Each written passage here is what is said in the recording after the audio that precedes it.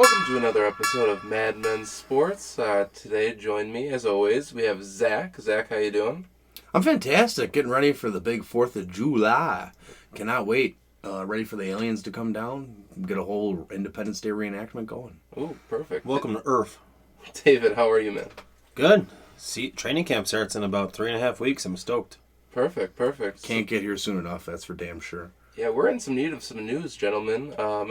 Really the only thing to report on this week is the Buffalo Bills redid their turf. They ripped it out, and We are scraping the bottom of the barrel here. Just like they're scraping up the turf. I know, geez. So, perfect. They're selling it now, auctioned off to the public. You boys gonna buy anything? Do you see how much that cost, Jake? Was it $50? $50 for just a 1 foot by 1 foot, and like it gets bigger and bigger. It's a waste of money, but I think I got some change I could spend it on. Who doesn't want a little turf, Are right? you gonna buy? What is the best section for you? I mean, I saw the 20-yard line they were selling. It was the red, white, and blue. I like that. I'd probably just buy sideline turf because it's the best value. You know what I'm saying? We're talking about turf here. Who gives a Guys, shit? I don't care. All you guys care. Who gives? I just can't believe they're selling this stuff. To throw it out. Do people care enough? Like, we love the Bills. We talk about them every week. We talk about them when we're not on the podcast. Are people buying turf right now? Believably, yeah. Unfortunately. Man, they'll nickel and dime us for everything. They should just leave it to the curb. Let us go pick up some damn turf. So please, just let us have training. How about a couple coffees today? That's all I bought. Yeah. Well, if you save your pennies from coffees, you can buy some turf 1 foot by 1 foot.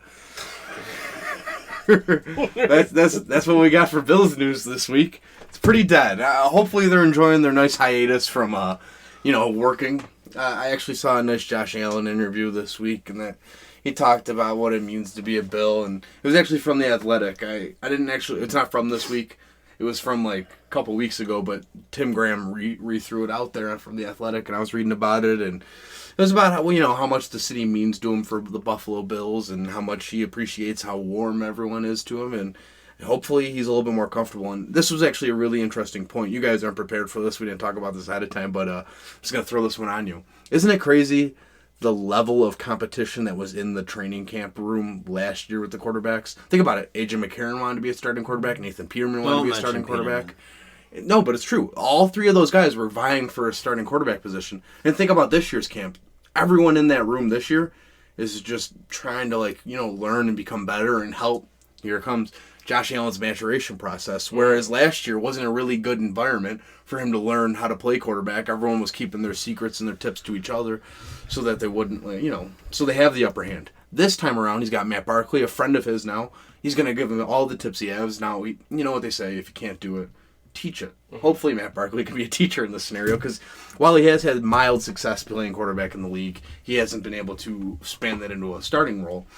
So isn't it crazy this year to last year, the contrast? They even have a new quarterbacks coach. Their quarterback coach last year, his whole career was a wide receivers coach. Isn't that nuts? I do think Ken Dorsey is going to be a good addition to this team. They didn't do anything. I think it hurts Cam Newton not having him. So as much as I bashed the Bills last year for all the wrong things they did in the quarterback room, it's crazy to look back at it now and see what were they thinking compared to what they did now to fix all those problems. You know what I'm saying, Jake? Yeah, it's an interesting discussion because, going back to last year, you had that very competition-based quarterback room. So, you saw Nathan Peterman in the preseason. He was going 10 for 10 passing with a touchdown. He looked good in the preseason. We all know how that turned out. Dumpster fire. No surprise there. But during preseason, we all agreed that he was a starter. Exactly. Which is crazy because he looked like an NFL starting quarterback. And then you go with A.J. McCarron, the kind of veteran in the room, kind of slated to start the season, shipped away before the season didn't even start, and no one thought Josh Allen was going to start week one. You hope for it. He definitely looked like, everyone always says if you're going to draft a guy first round, don't wait on him, throw him in there, see if he can do it. But Josh Allen was different. We knew he was kind of a project a little bit. So looking back, the Bills absolutely botched last offseason for Josh Allen.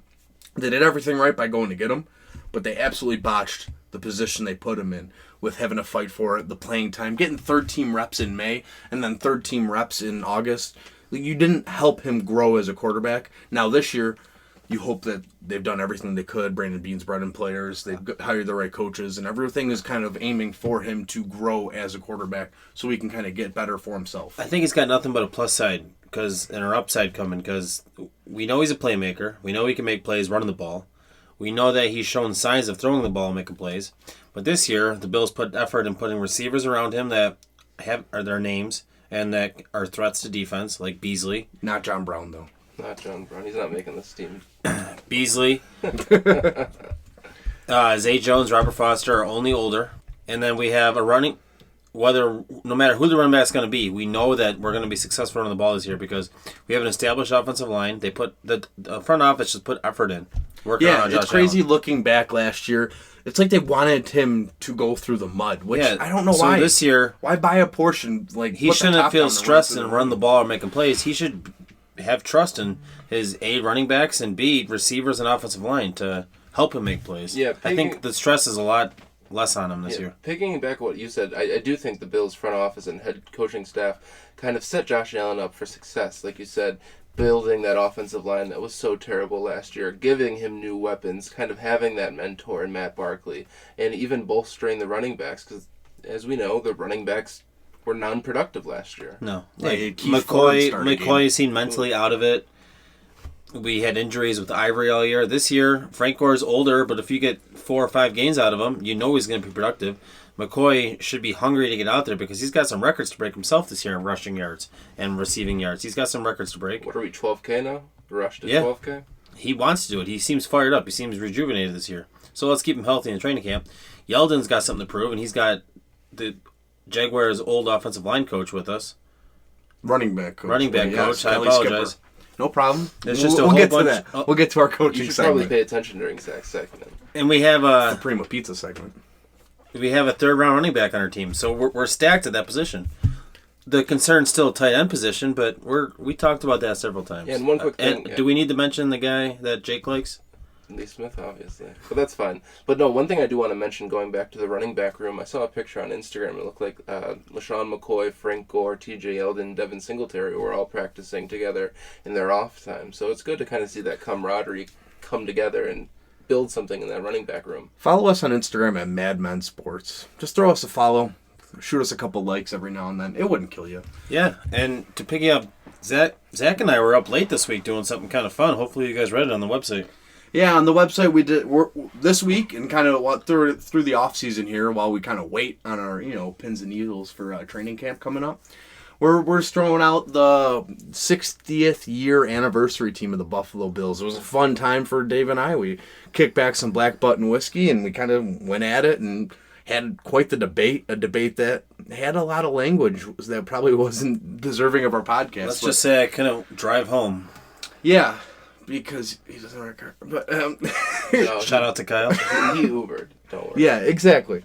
But, anyways, yeah, check that out. We're going to do 3 installments of that. We're going to do offense is already out there, so check it out, www.madmensports.com. Defense is coming out early this week. And then later in the week, we're going to do a little extra, who missed out, honorable mentions, special teams, front office. Yeah, it was kind of tough because we got to some positions and there was just too much talent, like offensive line. But then you look at the tight ends, there's no talent. The Bills have had 2 tight ends. 2 tight ends. It wasn't much of a competition. Metzler. The defense was a lot trickier. Wait till July 2nd to see that one. I'm not even sure if we're done with the defense yet. Yeah, we still have to still fine-tune the debating. linebackers and we were helping. line. The secret here is Zach and I are brothers, and we were helping our father put an air conditioner in the other day, and we put a player on there that was bothering me, so Zach and I discussed it. So it's still bothering us. We're still debating. And then that got heated, so we put the air conditioner on, and we cooled off a little bit, but that's all right. So, yeah, check that out. There's a lot going on, something to kill some time this holiday week, and, throughout. That'll always be there. I know Jake puts out an article every now and then. He threw out what player can really pop during training camp this year, so check that out at madmensports.com. Yeah, so agree or disagree. Let us know what you think, please. Yeah, drop a comment. Send us an email. Our emails are always open. madmensports@gmail.com. Well, we always in the DMs. Yeah, and that was our Black Button, discussion of the day. Cheers to a day well done. Now pass me some more of that Black Button moonshine. Damn right. All right, now let's jump right in to our Coach of the Week. This week's Coach of the Week is a very unique coach. He's got a lot riding on it this year, honestly. This is his first real big break. This year, now, I'm going to botch the last name, so help me here.